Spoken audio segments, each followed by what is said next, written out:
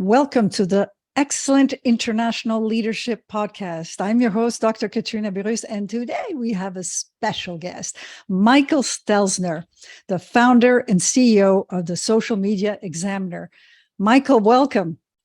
Hey, thanks so much for having me. I know we've been trying to make this happen for a long time, so I'm glad we can do this finally. Yes, so am I. Very glad. So my first question is, what made you think of going from writing white papers to creating the social media social media examiner, and then the social media marketing world? What was your vision? Yeah, I was a writer, and I've been a writer for a very long time, and I was working with a lot of high tech companies, and I had a big newsletter, about 20,000 people at the time, which I thought was big, and I was emailing marketers about how to create white papers and how to market white papers, and this was in 2000, before 2009. And I started to notice this thing called Twitter coming on the scene. And I started to notice Facebook, which is mostly for college students, I thought. But I was like, oh, this could be a new platform that business people could use to promote their white papers. And white papers are like article meets brochure, persuasive documents, typically used by a sales team to help them generate leads and sales. And I just started diving headfirst into the social media world, and I began to realize, wow, there's a big space out here. And because I had grown to be the leading expert in the white paper world, um, before that I had an agency. So I thought, this looks like this new could be the new frontier, this thing called social media and social media marketing. So I started in kind of as a hobby, if you will. And I started creating content, and I reached out to a lot of my writer friends and asked them if they would contribute to this blog that I was writing. And then all of a sudden the thing took off. And in a couple of months, I had 20,000 email subscribers. It'd take me years to get there. I'm like, wow, I'm on to something. And, that's the short end of the story. I've been doing that now since 2009. And to social media marketing world in particular, separate story, I had been doing online events, and that's how I funded Social Media Examiner in the early days. I was one of the first that I'm aware of to do online conferences back in 2008. This is when they weren't really very popular, that people would do online events. And I was going to do this event, and but I went to a conference called Content Marketing World by my friend Joe Polizzi, which was in Cleveland, Ohio. And I was never going to do a physical conference, but I went there and I saw how calm my friend Joe was. And I said, Joe, how are you so calm when you've got hundreds of people here? He's all, oh, well, you see that person over there? She's an event planner. There are people that do this for a living. I'm like, what? And then all of a sudden, like, light bulbs went off in my head. I started taking pictures, and I'm like, all right, I think I'm going to do a conference. And about a year and a half later, I started Social Media Marketing World. He had Content Marketing World, and that thing just blew up. And we had 1,100 people there the first year, and we're coming up on our 10-year anniversary here in 2023. So it's exciting. Would It's have a been 11 if it wasn't for COVID. Yes, it's fabulous. I've been going there since 2013. I really learned the latest ideas. You do a fabulous job of doing research work and jump starting the conference with what are the biggest trends. So Oh, you've been there since the first year then. You remember when it was just in a hotel, huh? yes, it was great. And but okay, so you survived COVID, but tell me, how did that challenge come about and how did you overcome that? Oh boy. Well, I think, were you there in 2020 when we had it on March 1st, 2nd, and 3rd, just before the world shut down? I think, have you been every year? Just about the 20, I was half sick, so I went when I was feeling better. So in 2020, um, COVID was starting to be a thing in Asia, and it wasn't yet in America. And we decided to proceed with our conference when a lot of other people were shutting down. And we had our event on March 1st, 2nd, and 3rd. And then in America, at least on March 10th is when the president came out and said, hey, we're shutting everything down. So we were lucky because we got our event in literally one of the last big events in America in the business and marketing world. But I remember a lot of the big speakers, the ones who this is their career, public speaking, were getting text messages. I just lost 10 gigs. I just lost 30 gigs. Like literally everything, was shutting down. And during our event, the very first person died of COVID in America, and it was like, wow, okay, this is the beginning of something. We didn't understand what it was. I thought, just like so many people, this would be like a 3-month thing. Yeah. We now know it's not over, right?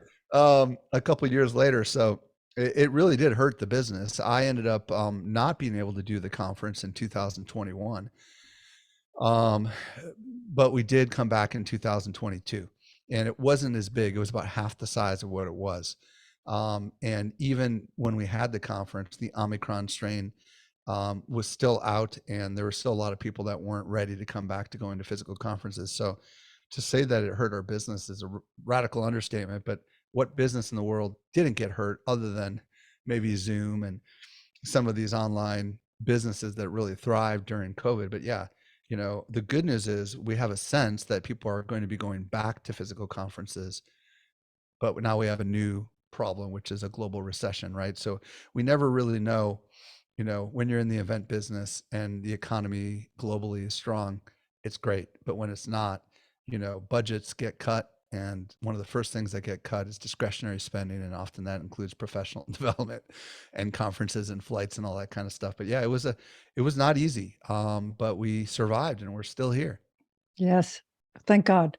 But Yeah. how did you manage during COVID? I know you gave a fabulous class that's called, how to become a thought leader. Yeah. Uh, Becoming well known. Yep. You were part of yeah, that. So I tried a lot of stuff. So during COVID, whenever, and it could be COVID, it could be anything. Like when things change and you can't do business the way you thought you were going to be able to do business, you have to get innovative. There's this quote that says, necessity is the mother of innovation, which I think is so powerful because I did not have the possibility of the conference. I wasn't sure it was going to happen. Right. So first thing I did was I started creating new products. So we started doing something we didn't plan to do, which were these online summits. We had done them for years. We did a Facebook marketing summit. We did an Instagram marketing summit. And I think we might have even done a YouTube marketing summit. And we spun up a bunch of these live online events to try to get some revenue coming in to kind of keep our operating costs covered. And then I decided to do something I'd never done before. I had planned to do this, by the way, pre-COVID, which was, I mean, at Social Media Marketing World in 2020, I taught a class called Becoming Well Known, a session. And I wanted to gauge the interest in that to see whether or not I could do a course. The interest was good. I launched the course. It was a massive undertaking, as you know, because you were part of it twice, I think, if I'm not mistaken. And we didn't sell as many as we would have liked because I realized that selling courses is very different than selling conference stuff. And I'm not known personally as someone who is a teacher of helping people grow their business. I'm more known as somebody who is a marketing person. You know what I mean? So I realized very quickly that I didn't have enough credibility in my audience to be able to sell the quantities that I wanted to be able to, make that work. So I did put an enormous amount of effort into it. I think it was a high quality course, but it didn't result in the metrics that we needed to continue. So I just kept trying new and new things. And my gosh, I mean, like, if you know me, if you've been following me for a while, we've done things and we've stopped things and we've done things and we stopped things. And you're a real entrepreneur. yeah, I mean, that's what you do, right? You have to keep trying things. Nothing ventured, nothing gained, right? You don't know if, you know, like if I never started Social Media Examiner, I wouldn't be where I am, right? And I didn't need to start Social Media Examiner. I just had an itch to start something new. The other thing that happened during COVID was because we couldn't have our conference, I was in a exploration mode and I began to start exploring new industries. And eventually, I know we're going to get to this in a future question, but I got to a new industry and I decided to go all in on that while also still maintaining the existing business. It's just the nature of entrepreneurship. Before we go there, I just wanted to tell you, because I found out about your social media marketing world when I lived in Switzerland, and I came for many years from Switzerland. How did you get people from abroad, like Europe and Asia, to come to your conference? I'll be honest with you. It was a surprise in the beginning that we had so many international people coming. I think part of it is the name of the event. I think the fact that it had the word world in it, social media marketing world, was kind of a signal that this is for the whole planet. Um, I had partly inspired that by Joe Pulizzi's content marketing world, also Mac World, which used to be a conference. You know, the word I've been to these big events where the word world was in there. But I think the other side of it is I've always had an audience in the free content that we publish. And for those that don't know, we publish original content every week, multiple articles, videos, and audio podcasts every single week. All of it is long form media and it's free.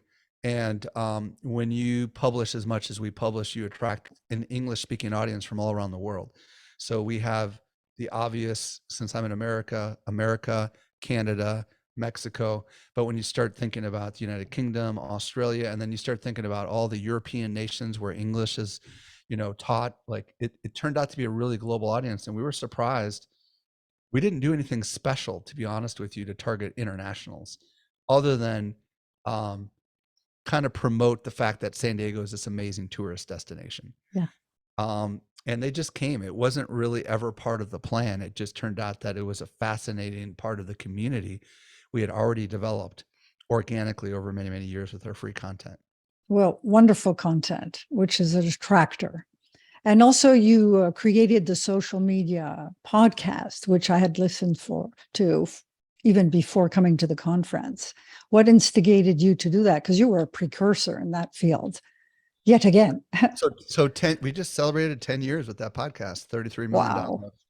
So I had seen people like Pat Flynn, Smart Passive Income, and others, and I eventually became friends with these people. But I started to notice these podcasts popping up, and I started to realize, you know, I'm a writer, but I actually love podcasts more than I do reading because I'm dyslexic, believe it or not.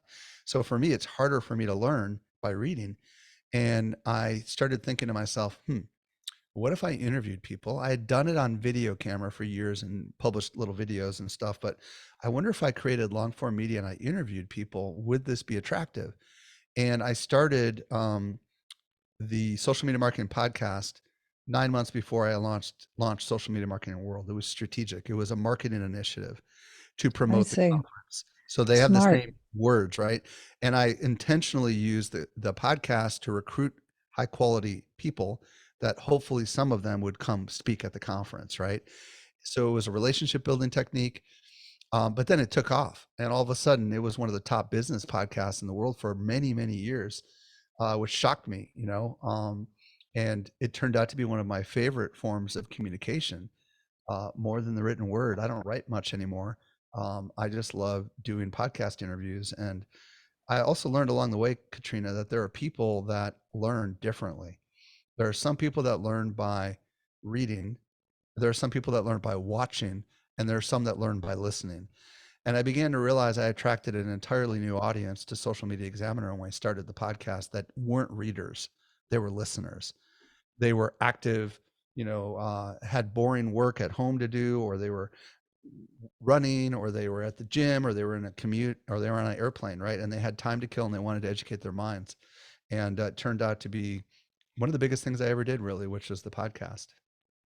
So, in the last social media marketing world, there was fewer themes on podcasting. What is your vision of how the trend will be in podcasting? So, in the beginning with social media marketing world, we would cover blogging and podcasting and a lot of content that's focused on non-social media focused. But over the years, we began to realize that there are other events that specialize in podcasting, like Podcast Movement, and there are other events that specialize in blogging. And I began to realize that actually we specialize in social marketing, which really focuses on the major platforms: Facebook, Instagram, TikTok, YouTube, Twitter, LinkedIn.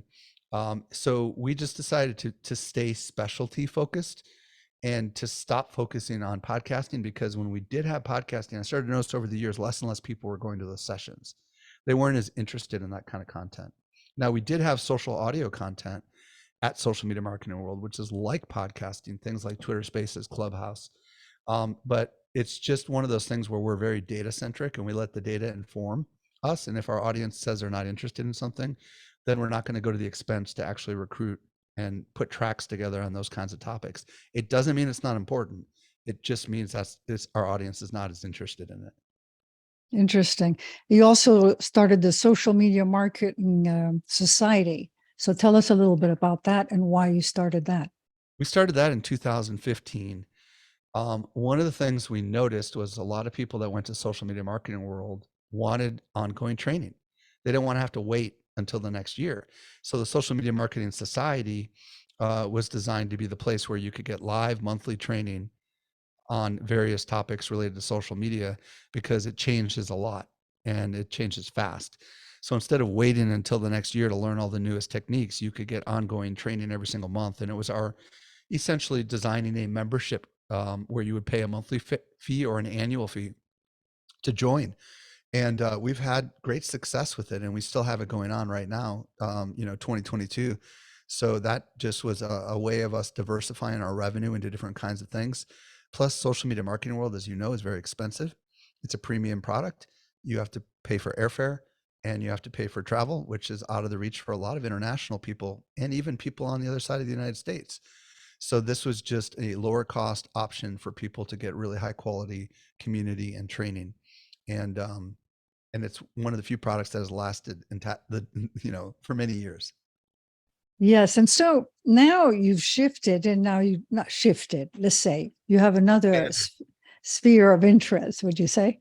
Yeah. And that's crypto business podcasts and the conference that you are doing on cryptocurrency. So tell us, what's the shift? What brought that to your Okay. Well, attention? I kind of teased that a little bit earlier that during 2020 into 2021, there wasn't really a lot going on because we weren't going to have our conference. So I had time to begin looking into new opportunities, and I started to notice the world of crypto as a fascinating frontier. I was active on Clubhouse. Somebody on Clubhouse recommended I should get a social token. I didn't know what it was, so I said no thank you. And then I began exploring NFTs and all this kind of stuff. And I just started talking to people in my network that are friends that are already there. And they started explaining it to me. And I started to realize, wow, Web3, which is this kind of macro term, which encompasses cryptocurrency, blockchain, NFTs, the metaverse, all this stuff. I see it as the future. So what I decided to do was I decided to launch the Crypto Business Podcast in January of this year, with the hope Wow. that I could maybe do what I did for social media marketing, right? To interview Yeah. people that were project founders, metaverse experts, NFT marketers, and I wanted to try to basically grow an audience. And then I decided to do something crazy to launch a conference, right? Um, Right. and it's a small conference. It's only going to be a couple hundred people, but I believe that the future is going to be a decentralized world where the new technology that is confusing for a lot of people is going to make many things possible. In the same way that, Katrina, you and I are old enough to remember what it was like before the internet, right? And then the internet came out and changed the whole world, right? And then social media came out and changed the whole world again, right? So there's been technological innovations that have allowed small businesses to compete with really big businesses because, for example, the invention of the internet. Um, Amazon is a great example. Started as a small business. Now it's one of the biggest businesses in the world, and it's taken on the biggest companies in the world. This new technology, this Web3 concept built on the blockchain and smart contracts and automation and technological innovation that's over most people's heads, is going to repeat this, I believe, in the next 3 to 5 years. So I might be a little bit early, but I'm trying to explore that frontier from a business perspective, not from a financial perspective, and not from a technical perspective, but from a business perspective. Like, what is it going to mean for businesses? What is this going to mean for creators? What is it going to mean for entrepreneurs, leadership, business, right? And it is going to literally change everything. And again, a lot of people are like, yeah, right. But remember what people used to say about Twitter and Facebook? They're like, why would I ever go on that? That's for kids, right? Or why would I care what someone's tweeting about their cat or their lunch, right? And now, obviously, these are world-changing innovations. So I'm exploring this new frontier. It is a side hustle. It is not the main initiative, but it is definitely under the umbrella of Social Media Examiner, and we'll see where it goes. Wow. You're no, you always creating. So how do you get people to embrace your vision? Because from white papers to cryptocurrency, you've done a lot of different changes. How do you, Yeah. engage them? Maybe they don't see the changes as you do. Well, I've always believed that that we as humans tend to stick with what's familiar to us until, like if something new comes across us and we don't understand it, we by very nature tend to ignore it, right? It's not till we understand something that we began to embrace it and see what's possible. So it's always been my mission to help people understand the world of social marketing so that they could embrace it from a business perspective and see what it could make possible for their business. And I, before that, was a writer. So I used to meet with technical people and I would translate their technical gobbledygook language into something the rest of the world could understand, which was white papers. So I've always been in the business of translating. That is my business. I am a translator of technical stuff to or complex systems and things into everyday language. I'm a simple talker. I try to boil things down to their essence. I don't ever claim to be the expert. Instead, I'm just the messenger. So what I try to do is I try to look at the past, look at the present, and look at the future and draw trajectory lines and say, okay, I've seen this pattern before. This is generally where this goes. I can show the data to people. And then, I do this every year at my keynote, right? I show the Yeah, data and that's I right. show the trajectory and I show them where it's going. Like this last year, I talked about TikTok, and I talked about some other stuff as well. And I showed everybody that this is where it's going, right? And you can either be there early or you can be there right on schedule or you can be there late. And there's advantages to being there early. There's not a lot of competition. If you're there late, well, then it might take you a little bit longer. So I'm just a translator, and not everybody's going to follow my vision. Katrina, believe it or not, there's still people today that do not see the value of social at all. You know what I mean? And Really? there's plenty of people who have abandoned it, said it's not for me, and I understand because it can be a caustic environment. But there's still businesses that do not operate even with websites today, which sounds crazy, right? So you're never going to persuade everybody. But the way I typically do it is I say, here's the problem. We all have problems, and here is a possible solution. So one of the problems might be you're struggling to grow your business. You don't have enough revenue. You don't have dot dot dot dot dot, right? And then I show how traditionally that's been solved, and then I show how maybe that's reducing in value. It no longer works. Therefore, we need a new way. And then I show them the new way. So that's the way that I go about persuading people. And I think it's just a proven model that works over and over again. Well, it seems to be working very well. So all the best. So what's your next passion? I mean, you are, God only knows, uh, to be honest with you, because I mean, where I am right now is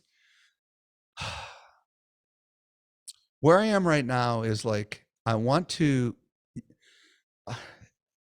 entrepreneurs, we always have things that can distract us. And I'm trying to discern dangerous distractions from opportunities.